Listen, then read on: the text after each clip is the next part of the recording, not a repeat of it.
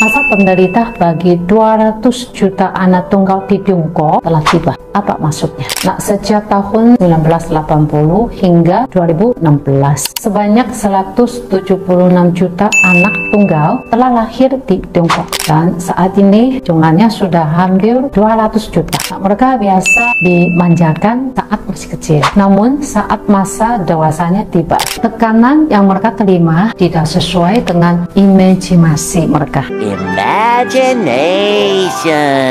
Misalnya saat salah satu orang tuanya sakit dan harus berhenti bekerja atau bahkan berisiko dipecah, maka si anak tunggal ini harus mengantar orang tuanya periksa, belanja kebutuhan harian, dan mengantarkan makanan. Semua hal itu hanya bisa ditanggung sendirian. Saat mereka lelah, mereka juga pasti butuh saudara kandung untuk diajak bicara. Jika orang tua mereka meninggal, mereka akan hidup sendirian. Tidak ada yang bisa memahami rasa kesepiannya saat dihadapkan pilihan. Sebuah keputusan besar hanya bisa dibuat oleh satu orang sendirian. Tidak ada saudara kandung yang bisa diajak berkonsultasi. Dan saat anak tunggal ini sudah berkeluarga, kedua orang tuanya pasti sudah menua dan anak mereka masih kecil. Ketika anak tunggal ini membuka mata, mereka dikelilingi orang-orang yang bergantung kepadanya, tapi mereka sendiri tidak punya tempat untuk bergantung. Sang anak tunggal harus menanggung beban untuk mengurus 4